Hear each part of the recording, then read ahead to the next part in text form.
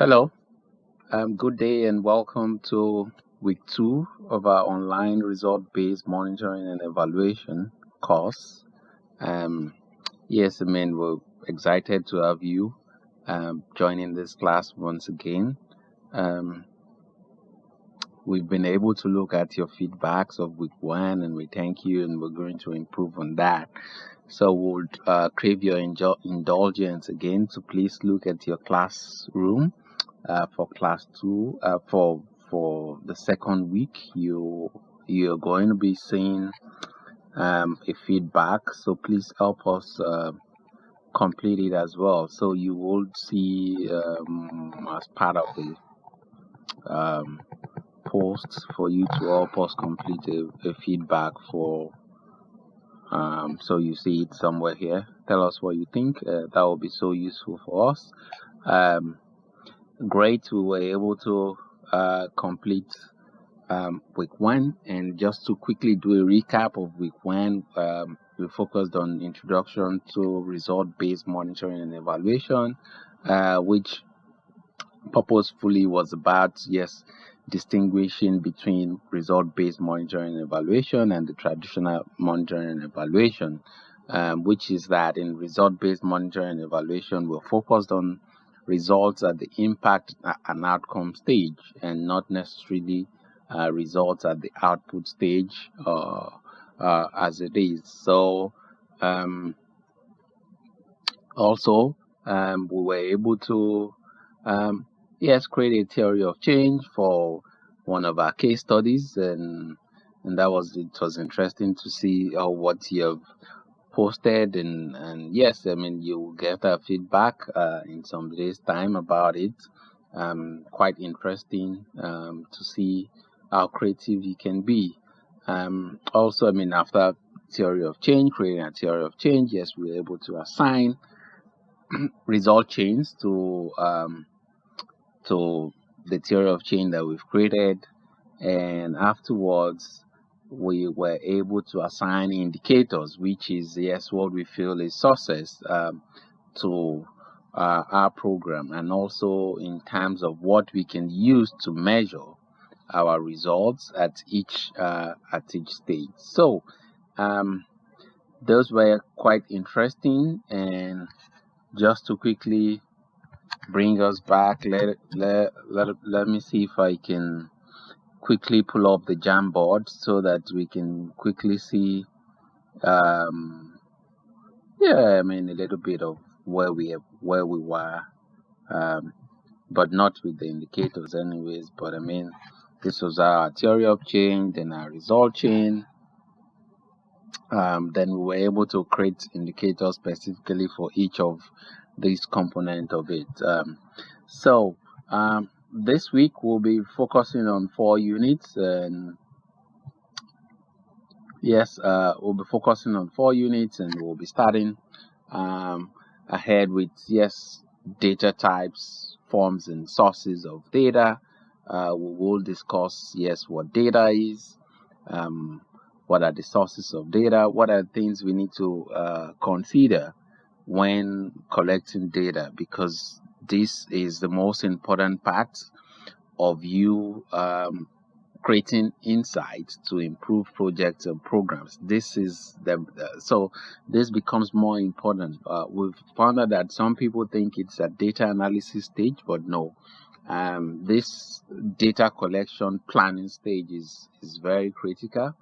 It's very critical to our monitoring and evaluation. And in Unit 2, we'll be looking at quantitative data collection instruments, how you can collect your data if you're focusing on quantitative data.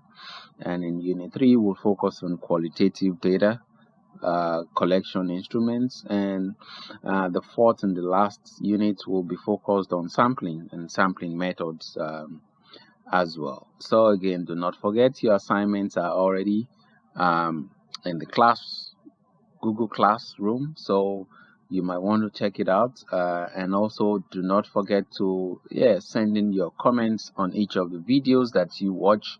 You can please help us put your comments, suggestions, questions so that we can also respond to it via that means as well.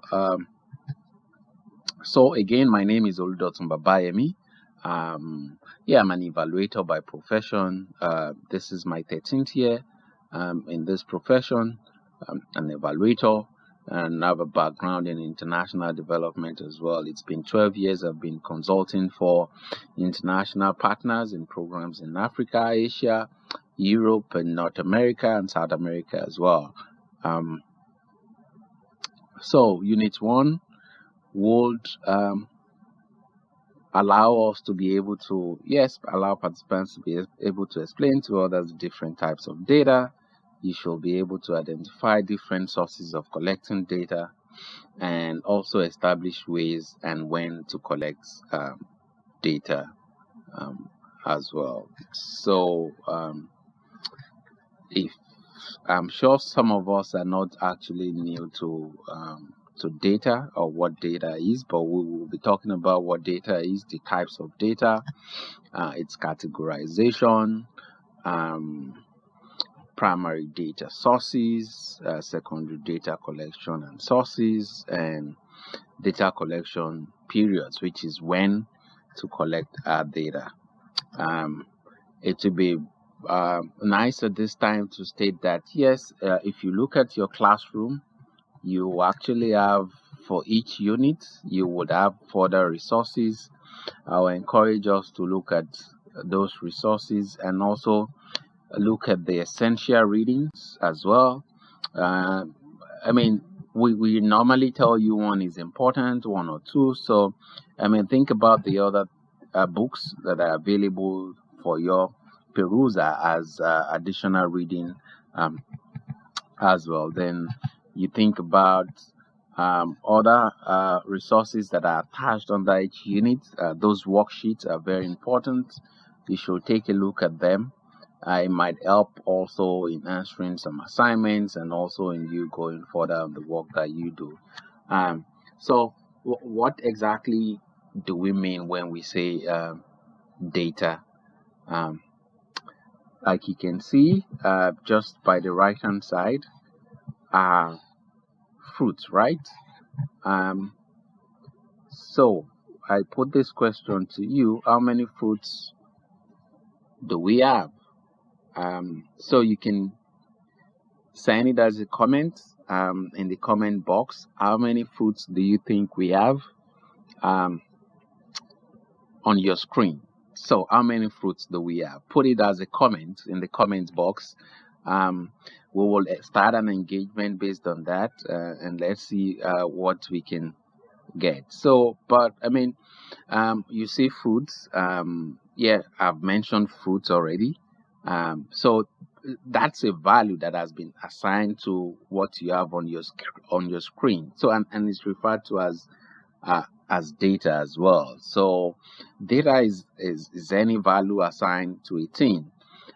If I probe further and say, what are you seeing on the screen? Yes, you might probably say, oh, there's the oranges and the apples. You already started putting another framework to the kind of data that we're seeing. You can think about it as, oh, okay, the orange costs this X amount. That I can also see an apple. The apple costs this so amount. You can say, oh, I'm seeing 3 oranges in there, and you can go further on and say, oh, I have 1 green apple. And you can also go further and say the diameter of the apple might be 10 millimeter or so. But you started giving this some meanings and giving some life and adding some value to what we've seen on the screen. So that's what data is. So many times in the work that we do, we forget that even saying, oh, it's a fruit, oh, it's an unripe green apple, that's actually data. So many people think, oh, it's something. When we think about, oh, it's just 1 apple, but that's not the only 1 green apple. But that's not what we're talking about. Data comes in two ways. Could be qualitative and it could be quantitative. So in essence, me saying that, oh, I'm seeing fruits, and one is well, if I decide and say that, oh, we have three oranges or three yellow oranges, that so I'm giving it a quality. And if I go further and say, oh, I have three unripe oranges, then I'm now giving it a description, which now makes it a qualitative kind of data.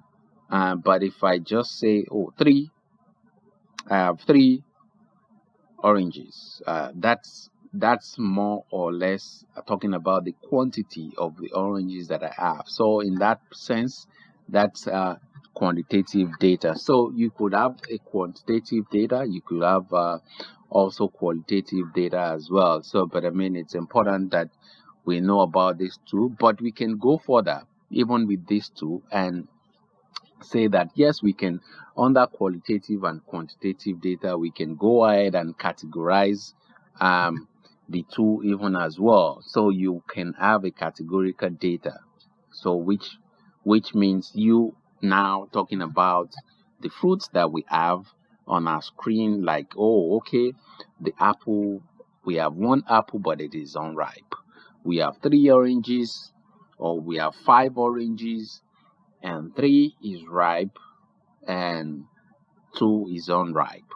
So you're starting to categorize it. So you could even have in your program 50 mothers that are 350 mothers in your prenatal antenatal program rather, and you can start thinking about categorizing them. Oh, we have 20 of them in their first trimester.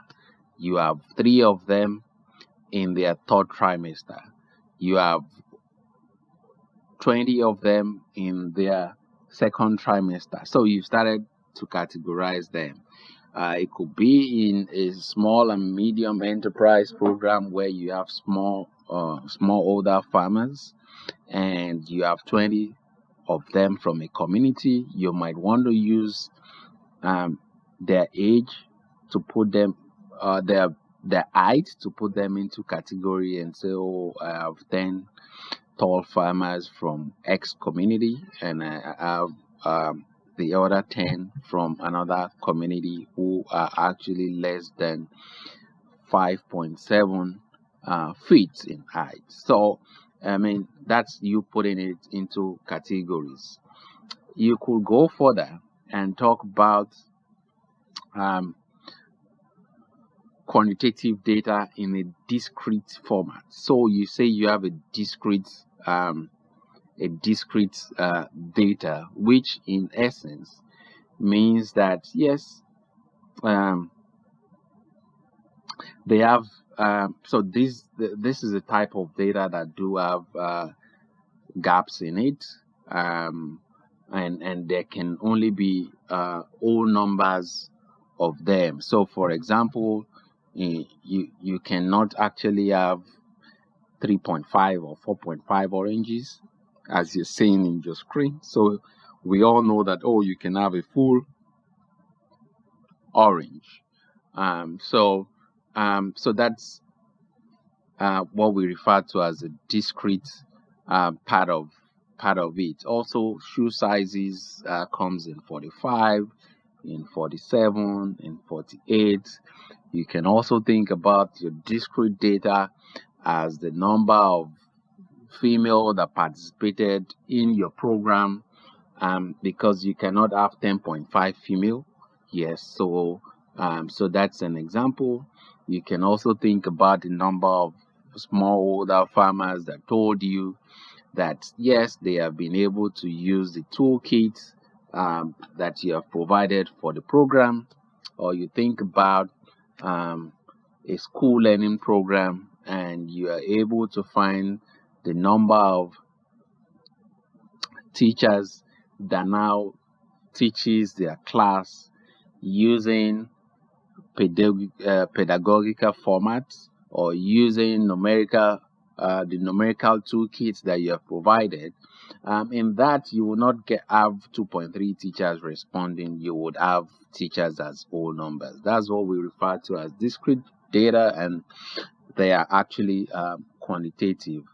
Another type is the other format, which we call continuous data, which is also quantitative as well. And you can think about it as, yes, those kind of numbers that are continuous, they have gaps in them. So between 1 and 2. So what we mean by gaps is between 1 and 2, you could actually get 1.2, you could get 1.3, you could get 1.4. So in your sample size of women that are in an antenatal program or a postnatal program, you could have women with several heights, which might be 6.3, 6 foot 3 meters. You could have 7.2. Well, that's a way taller. You could have 6.1, you could have 6.2, you could have 5.9 in terms of height, and you could have weight of 110 pounds, or a weight that is a weight that is 80.3. You could have a weight that is 75.7 kilogram. So those are what we refer to as continuous data. So they're also in terms of numerical data, and you can think about a whole types of continuous data in the work that you do as well. So these are different types of data you can think about. So as an evaluator, or as somebody, or as a monitoring and evaluation officer, you will be, as part of the design of your program, you will focus on either in the collection of data. So those types of data that we've talked about, and think about it as the indicators that you have developed in week 1. You now need to collect data that can inform those indicators. Remember that you have had some indicators that talks about, for example, percentage of your beneficiaries that says they have used XYZ. So, or the number of households that are participating in your program, or the number of households that are now using chlorine for purifying water. Now at one point in time, you need to collect such data. So how do you go about it? So in going about it, there are two ways. It's by using a primary data collection, or making your data collection secondary. So what do we mean by primary data collection? Primary data collection, in essence, is you as the evaluator going out to collect and search for your own data. So could be through designing a questionnaire, which we are going to do in Unit 2. It could be by you, designing an interview guide, which we are going to do in Unit 3, designing that guide to interview the beneficiaries, the participants of the program, key stakeholders. So you as the evaluator, or as the M&A officer, is supposed to go on ground and collect the data yourself using the instruments that you have designed. Permit me to say that instruments that we mean means either a questionnaire or an interview guide, or an observation checklist if you're going to use observation. So primary data collection is you as the evaluator going on ground to collect data related to a particular program, project, or policy, as it may. and it has its own strength and weakness as well. Uh, which I mean, one of the key uh, strength is that yes, it's a data you are collecting, and it's a data coming from the beneficiaries. So you can actually think about the completeness of that data, because you'll be collecting the data from those that participated in the program yourself. So there's high consistency with that kind of method or methodology, which means that yes, if you go back to that community, to the beneficiaries, they can always give you the same kind of answer. And you can also think about it in terms of the quality you will get, in terms of accuracy, validity, the precision as well. So, because you are actually collecting data straight from the beneficiary, those that worked on the program, and stakeholders as well. But one downside about this is that yes, it's expensive. Yes, I mean, at times you might be the consultant or the evaluator, but you need to recruit enumerators. For example, if you're working on a program, for example, now let's say the Save 1 Million Lives project of the Ministry of Health in Nigeria, it means that you will need um, enumerators in about 27 states, and they will be the one to collect data, which also means it requires more time. You need to also, you'll be spending a whole lot for that. Or you think about, yes, evaluating the Universal Basic Education Program in Nigeria, which is in 36 states and the Federal Capital Territory. It means you have enumerators or monitors in those states. Takes a whole lot of time. It takes lots of time. It's expensive, very cost. You need to spend a whole lot. Um, but so, who are your primary sources as well? So, since yes, you've decided um, to also be able to collect data. Don't forget that's what primary data means. You as an evaluator is collecting the data on your own. Um, so what are the sources of that? Mostly you think about your program participants, beneficiaries, you think about the so when we talk about beneficiaries here, it could mean a whole lot of stakeholders that were part of the program. It could be the larger stakeholder and not just the people you're providing water to, or you just the people you're building classrooms for. It also could include, yes, the agencies, the ministries, departments, and agencies that are involved, that works in that space. It could also mean civil society organizations that work in that space as well. It could be, you could focus on key informants, and key informants are, yes, we term them as experts, but not necessarily experts that work in that area. So you want to collect your information from them. Also, the program implementers, which could mean, yes, different organizations that are implementing the program in different states, in different countries of the world.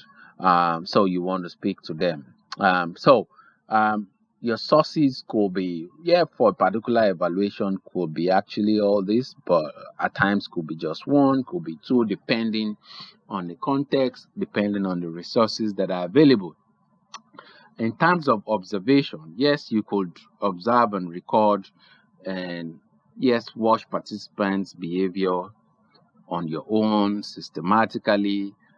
So, for example, in the distribution of chlorine, if you have been hired as as an evaluator or a monitoring and evaluation officer, it might just mean that you just step into where chlorine is being distributed, and you listen, you watch, you take notes of what is happening, what people are saying, what the implementers are saying, what the beneficiaries are saying, and that's it.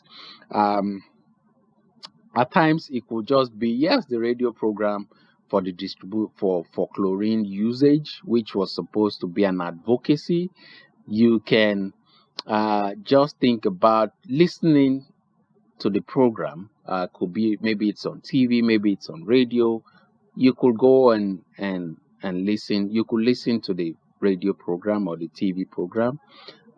For example, I remembered um, an evaluation that I concluded in 2019, which was about communications on migration in Nigeria on radio.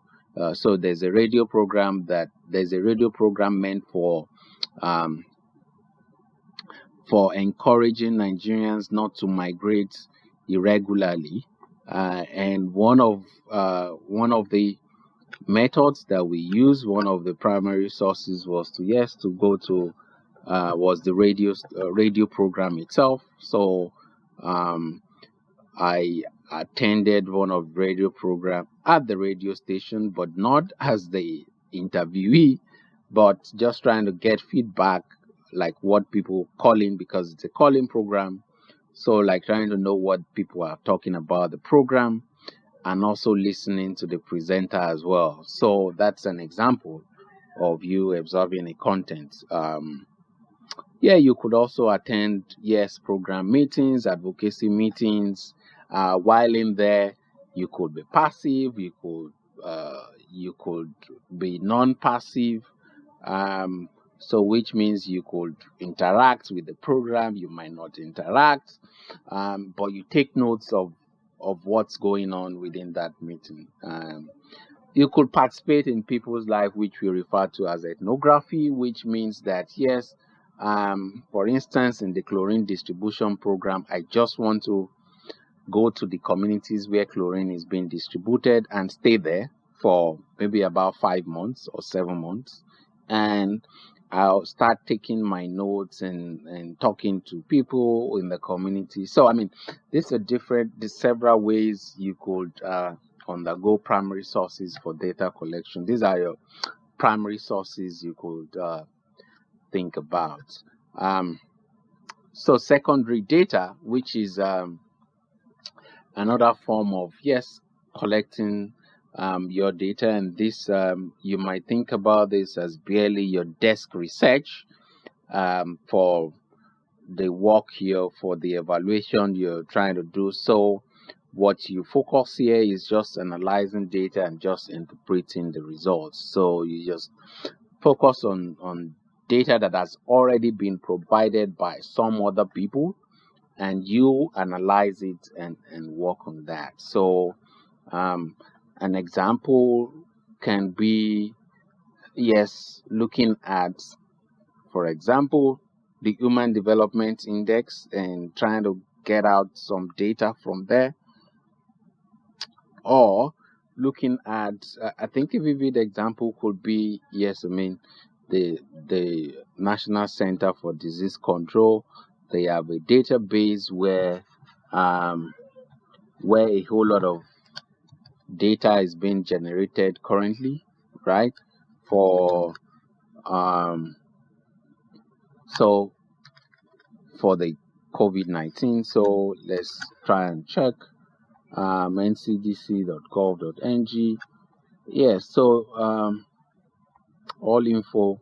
So you can they already have the data daily. So this is a routine kind of data. They already have routine monitoring data.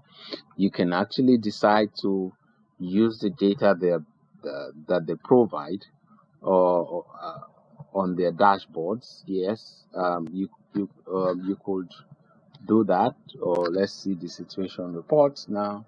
This report has a whole lot of data embedded in it, so you can download any one of it, and you see this trench of data in it that you can work with and extract data from here and use that as your basis for monitoring perhaps the Nigerian response to the Nigerian response to the COVID-19 outbreak. So that's an example, and actually it's a work we're doing currently at Cloneshouse, Nigeria, and yes, I mean, one can do that as a secondary source of data collection and gathering as an evaluator. Then you can interpret the data. But I mean, it has its own. One of the key strengths is that yes, it's less intensive, that's low cost, it's spending less on personnel resources. Also, in places where there are insecurity, um, secondary data becomes important. Places where it's insecure, just like this moment that we are um, in um, in a pestilence time where there's a pandemic. So you can actually use secondary data. But the weakness is about the low quality of data, perhaps because, for example, um, yes, you might not be able to speak to someone at the Nigerian Center, the National Center for disease control, which is in Nigeria. You can speak to someone. You can only rely on the data that they put on the website, which apparently might not be complete in a way. So the complete you cannot trust the completeness. So that talks about the quality of the data that you're using. Um, so I mean, you can think about that. And what are the sources of this? So I mean, sources of secondary data includes government databases. So you could think about the National Bureau of Statistics, the Budget Office, where you can get budget data for Nigeria. Talk about education. You might want to check out the Universal Basic Education Commission website. You can collect lots of data there. Um, the organization databases, where you can get data relating to, especially at national level, in developed countries, you might not necessarily get maybe at the local level or the state level, but I mean maybe some, like the health data. Yes, you can think about getting your health data. Then World Bank, you have data.worldbank.gov. Then UN stats, you could go to data.un.org as well. Could be a very good site. And health data for all countries, you can get at healthdata.org. Um, so you could try and get to these databases and get your data. I just gave an example that at ncdc.gov, you can actually get COVID-19 um, data as much as you want. There's a daily routine monitoring data being published here. But one caveat is that, yes, it might not be complete, perhaps at the time of reporting. So that's a downside to that. But I mean, you still have data. Scientific databases. Yes, you could think about going into libraries. So you have PubMed, you have ERIC, you have EBSO, SCO, where you can go to and search for data that has been collected by some people before and has been used in publishing um, articles, theses, dissertations as well. So think about that. Also, newspaper articles could be used. You could use meeting records as well. And so, I mean, you could use all these, and also you looking at attendance registers for a program, meeting notes, board meeting notes. Those are secondary sources, and they are ways for you to collect data, which in essence means you now do content or document analysis. Like I said, on NCDC currently, um, Cloneshouse Nigeria is working on that, and one particular output from that is this map, um, and just for you to know, like it's that yes, we're collecting data from the NCDC website. Not only that, we are also looking at newspaper articles. We're looking at journals on several things, stories about lockdown, discharge cases, fake news, civil unrest, other reports of deaths other than confirmed cases or deaths by COVID-19. So this is an example of what you can do with secondary data, and also because this is um, early stage of things, so perhaps just to show us what this can how we're making sense of all this in one space. Like I said, data might not be complete, which is a downside to so this is what we're getting currently, and you can dig in into more of the data and find out what's happening. But this is where we dig in and download whatever we have here as a CSV document, then use for analysis and do productions, produce reports and all that. So that's an example of what can be done with secondary um, sources data as well. So it's important to note that yes, you already decided on your source, on your data source, who you are going to collect such data from. So, but when are you going to do that? It's also very important. And so, most times, you might want to collect your data just before the commencement of a program or an intervention, um, just for you to understand the current state of things in your program. So, for example, in a school program that is in a school program whose objective is to increase or improve the numeracy skills of primary one pupil in a community, then you might want to collect the data of their performance in terms of maybe mathematics, for example, just before your program starts. So that is what we call a baseline. So you might want to collect that data when the program is starting, and you'll be collecting it from the school, and your source will definitely also be the performance data or the result sheet of this pupil.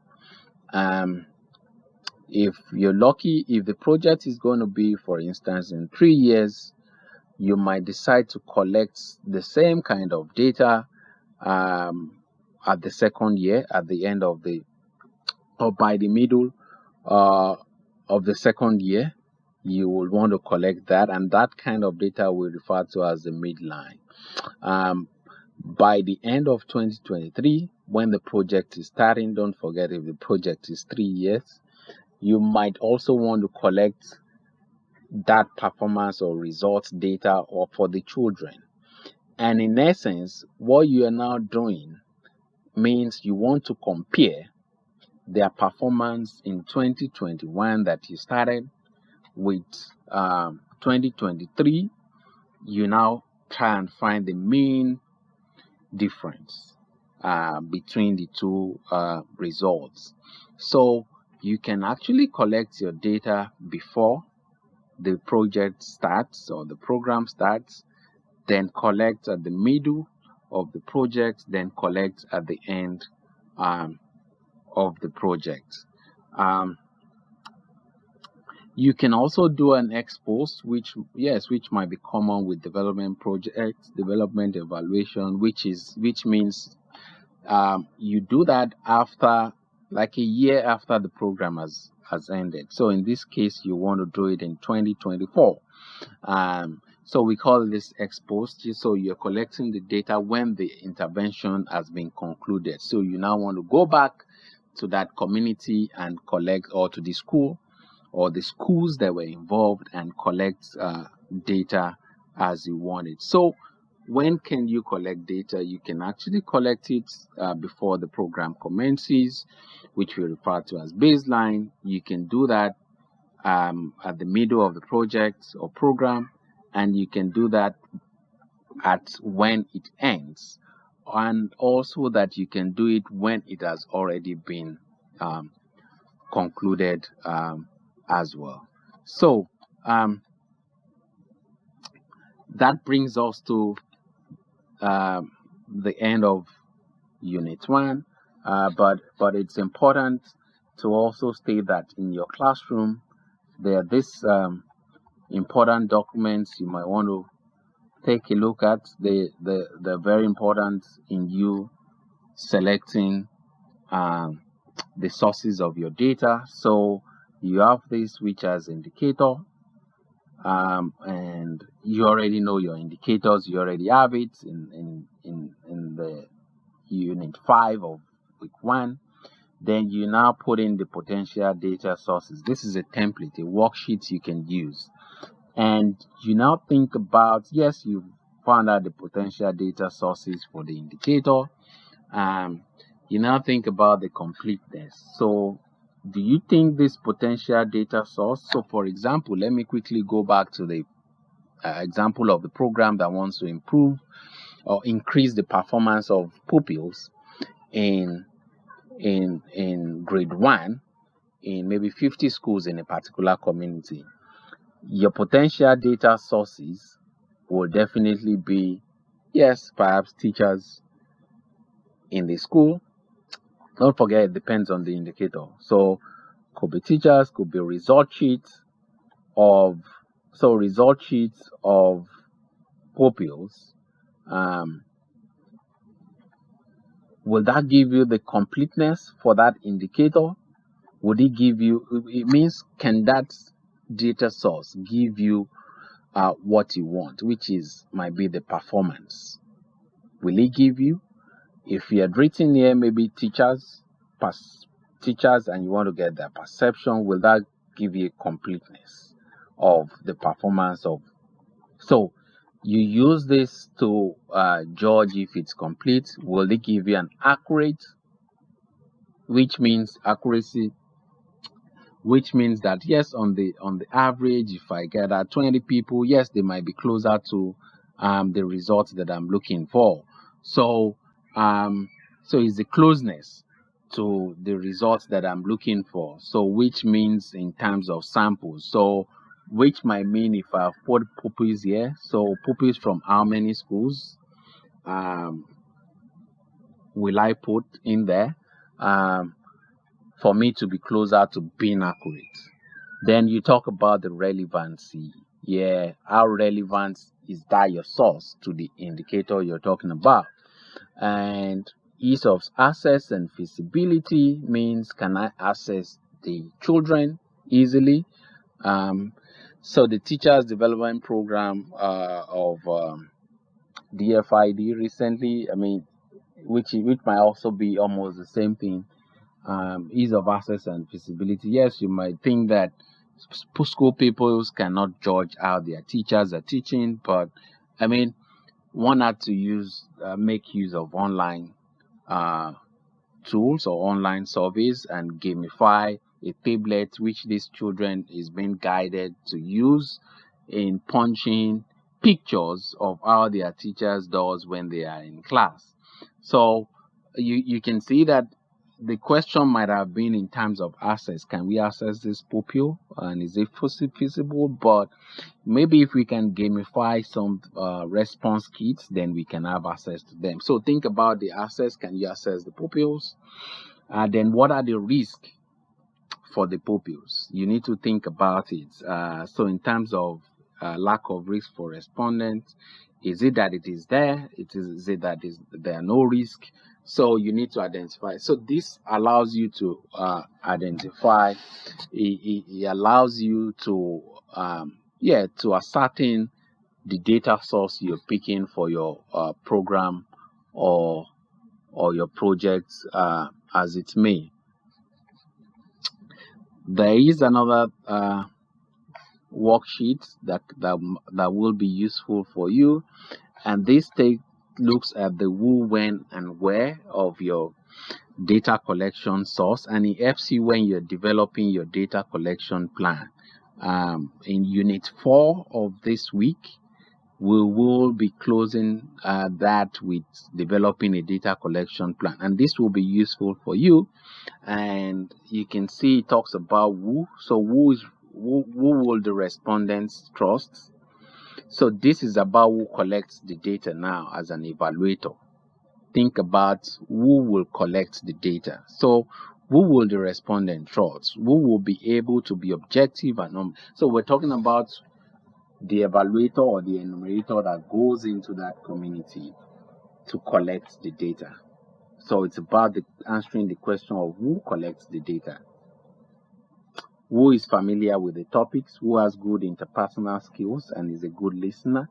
So these are all characteristics of an evaluator that you need to look at. And so when you see this question, who will respondent trust, this is why you see that we recruit enumerators from the communities where projects are being implemented, because yes, they can trust them, they speak the same kind of language and all, but now comes down to this second point, like will they be unbiased and objective? So you need to think about all this. And when will they collect it? When will respondents be available? So the sources that you're going to, so for example, the pupils, when will they be available in the school? You would not want to plan such collection at a time when school has already closed. Will there be unwanted seasonal variations in their behavior? So if you have a program that is so for example that targets market women, for example, and you want to collect data during every rainy season, that might be a very big issue for you. So you want to think about the timing of it, or your program is targeted at women, household women, but you want to go and collect the data on the market day, which means that when you go to their households, they're telling you their mind is at the market and not in the question you want to collect or the data you want to collect from them. Will you be reaching different kinds of people at different times? So think about it like, yes, different beneficiaries at different times, or will you be able to reach them at the same time? So going to a school in a day, and also going to the department that is in charge, ministry department that is in charge of the schools. Also think about where will you find the respondents, like I said before, and you can think about a whole lot of this, and or keeping confidential respondents and all that. So you can go through all this. They will be very useful for you. If you have any comments, suggestions based on this unit, please feel free to make comments about it in the comment box. Or also, you could also email us here and also do a phone call, and we'll be happy to respond to you. In essence, we've looked at the different types of we've looked at data itself and its different types in terms of qualitative and quantitative, in terms of, yes, the categorizing it, and also in terms of discrete data or continuous data. And we looked at the different ways in which, or methods that we use to collect data, especially in terms of evaluation. Maybe primary data collection or a secondary data collection. Primary means that, yes, you as an evaluator go to the field to collect the data, and secondary data sources means that, yes, the data sources are just from data that has been collected by another party, by a third party. Then we looked at, yes, where these sources can be and how to collect, how to get them, and when to get them as well. Yes, and that takes us to the last part of the unit, and which we've ended and concluded. I hope this is useful to us. I'll see you in the next unit. Thank you and bye for now.